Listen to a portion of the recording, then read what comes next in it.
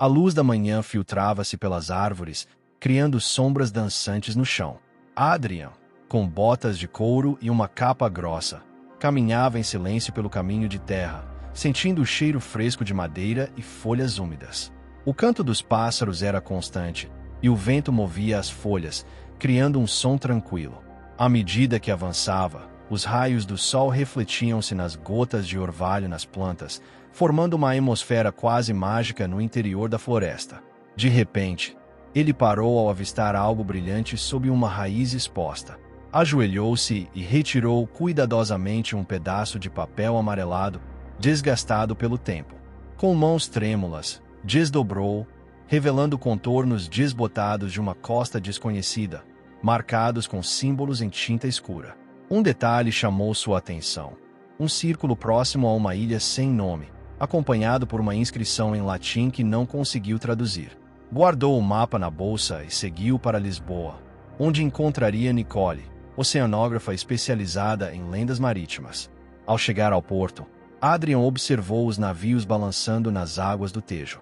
Nicole o aguardava em um café próximo, com os cabelos negros presos em uma trança e os olhos fixos em um tablet. Ele colocou o mapa sobre a mesa, e ela respirou fundo ao reconhecer os símbolos. Explicou que faziam referência a uma expedição do século XVI, liderada por um navegador que desapareceu enquanto procurava uma corrente submarina capaz de alterar o clima. Nicole mencionou registros recentes de correntes anômalas no Atlântico Norte, detectadas por satélites. Adrian sugeriu uma conexão entre o mapa e essas anomalias, mas Nicole hesitou, lembrando dos perigos de revelar segredos antigos. Enquanto conversavam, um homem de terno escuro os observava de longe, anotando algo em um caderno. No topo de uma colina coberta de musgo, onde o vento parecia sussurrar segredos, Adrian ficou em silêncio, observando o horizonte.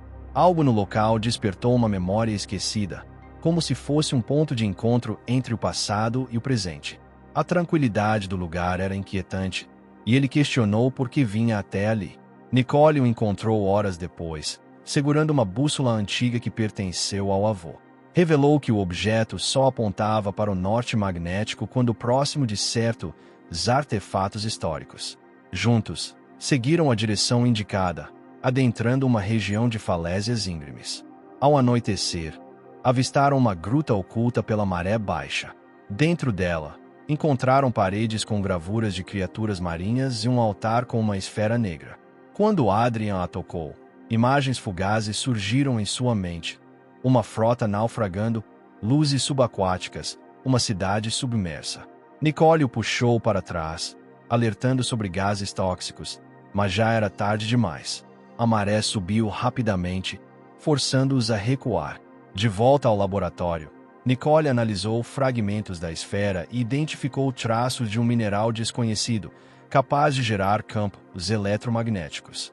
Adrian pesquisou os símbolos do mapa e descobriu que formavam um poema em grego antigo sobre sacrifício e renovação. Decidiram organizar uma expedição ao local marcado, mas enfrentaram resistência das autoridades locais, que alegaram riscos ambientais. Um empresário ofereceu financiamento em troca de direitos sobre eventuais descobertas, mas Nicole recusou, desconfiada. Na noite anterior à partida, o homem de terno escuro apareceu em seu apartamento, deixando fotos deles na gruta e um aviso: não perturbem o que está selado. Adrian queimou as fotos, determinado a seguir em frente. A bordo do navio Lívia, Nicole calibrava os sonares, enquanto Adrian estudava as coordenadas. A tripulação era composta por cientistas e marinheiros experientes, mas o clima estava tenso. Na terceira noite, uma tempestade surgiu repentinamente, e os instrumentos forneceram leituras caóticas. Relâmpagos atingiram as águas próximas, iluminando brevemente uma forma escura sob a superfície. Quando a calmaria retornou, um monitor mostrou uma estrutura no fundo do oceano, semelhante a uma pirâmide. Nicole preparou um submarino para investigar, mas Adrian insistiu em ir sozinho. Ao descer, percebeu que a estrutura era artificial, coberta pelos mesmos hieróglifos do mapa. No centro, havia um mecanismo com a mesma esfera negra da gruta. Ao ativá-lo, uma luz azulada preencheu a cabine, e uma voz ecoou em sua mente, falando em uma língua morta há milênios. Acima, Nicole assistiu horrorizada enquanto o submarino desaparecia de todas as telas, como se nunca tivesse existido. Nicole agarrou a borda da mesa de controle, os dedos cravados no metal, enquanto o monitor exibia apenas água escura. Os alarmes do submarino haviam silenciado abruptamente, deixando um vazio que ecoava mais alto que qualquer som. A tripulação verificava cabos e recalibrava sensores, mas os dados não mentiam. Olivia estava intacto, mas Adrian e a estrutura submersa haviam sumido. Um técnico murmurou algo sobre falhas de comunicação, mas Nicole sabia que era mentira. Ela instalou os sistemas de redundância. Alguém ou algo havia interferido. Enquanto a equipe debatia o próximo passo, Nicole se isolou na cabine de Adrian, revirando suas anotações. Entre mapas e traduções incompletas, encontrou um diário com frases rabiscadas às pressas. A esfera não é um artefato, é uma chave. E o que ela abre não foi feito para nós. As palavras a fizeram lembrar das histórias do avô sobre mares que engoliam navios, deixando apenas lendas. Fechou o diário e voltou ao deck, decidida a mergulhar novamente, mesmo que sozinha. O homem de terno escuro surgiu no porto de Santa Maria, onde Olivia estava ancorado. Apresentou-se como Zandi, consultor da empresa que financiou a expedição, e exigiu relatórios detalhados. Nicole recusou, mas ele deixou claro que não era um pedido. Vocês estão brincando com sistemas que regem mais do que correntes oceânicas. Notou cicatrizes em suas mãos, como queimaduras de ácido, e algo em seu olhar a fez calar. Quando partiu, o marinheiro comentou ter visto um submarino não identificado seguindo os dias antes. Naquela noite, Nicole sonhou com a voz que Adrian ouviu. Era um sussurro sem palavras, mas transmitia sensações. Dor antiga, chamado urgente. Acordou com a certeza de que a estrutura no fundo do mar não era uma ruína, mas uma porta. E algo do outro lado tentava atravessar. A equipe detectou anomalias nas correntes perto das coordenadas originais. Desta vez, Nicole liderou a descida, acompanhada por Lúcio, biólogo que estudava organismos extremófilos. À medida que o submarino afundava, os instrumentos registraram temperaturas impossíveis e padrões de salinidade que desafiavam a lógica. Lúcio apontou para uma luz pulsante à distância, da mesma tonalidade azulada descrita por Adria. Ao se aproximarem, viram que a pirâmide estava envolta em uma membrana translúcida, como uma crisálida. Isso não é natural, murmurou Lúcio, ajustando a câmera. Parece viva. Antes que Nicole respondesse, a membrana se rompeu, liberando uma onda de energia que sacudiu o submarino.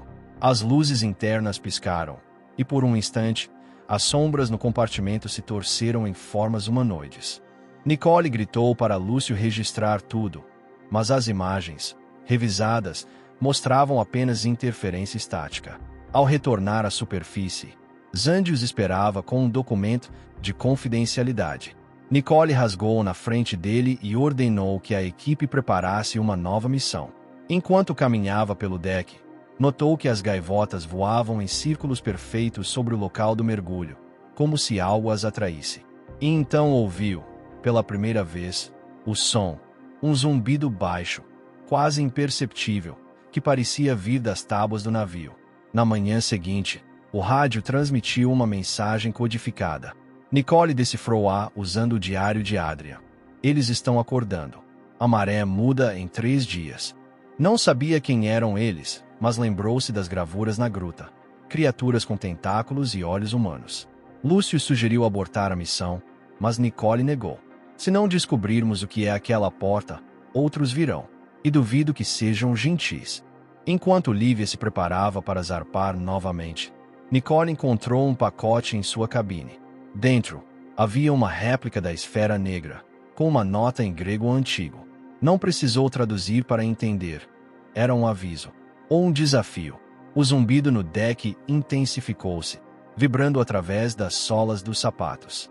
Ordenou que a tripulação mantivesse distância do local anterior, mas a água fervilhava, como se algo gigantesco se movesse abaixo. Lúcio coletou amostras e descobriu micro-organismos desconhecidos, seus núcleos brilhando em azul sob o microscópio. Eles se alimentam de energia eletromagnética, disse, pálido, e estão se multiplicando rápido demais. Zandi reapareceu com guardas armados, exigindo a esfera. Nicole já a havia escondido. Ele avisou que o governo interditaria a área, citando instabilidade geológica. Antes de partir, deixou escapar. Você não sabe o que está protegendo. Aquele lugar lá embaixo não é uma descoberta, é uma prisão. Na madrugada do terceiro dia, Nicole usou a réplica como isca, posicionando-a no mesmo local onde Adrian desapareceu. Por horas, nada aconteceu. Até que pouco antes do amanhecer, a água girou em espirais violentas, sugando a esfera para as profundezas. Os sonares detectaram movimento sísmico. Algo se aproximava da superfície.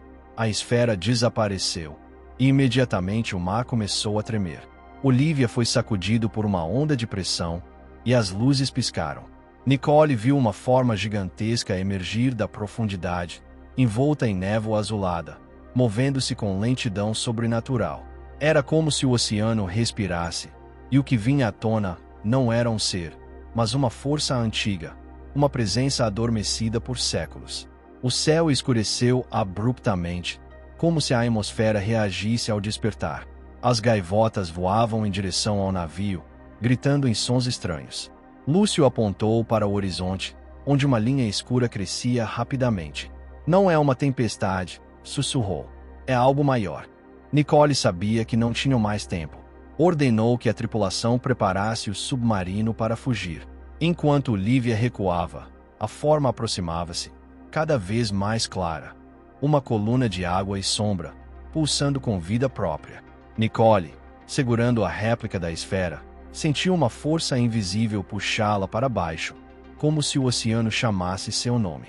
Fechou os olhos, respirou fundo e lançou a esfera ao mar. A água absorveu o objeto com um gemido profundo, e então tudo parou.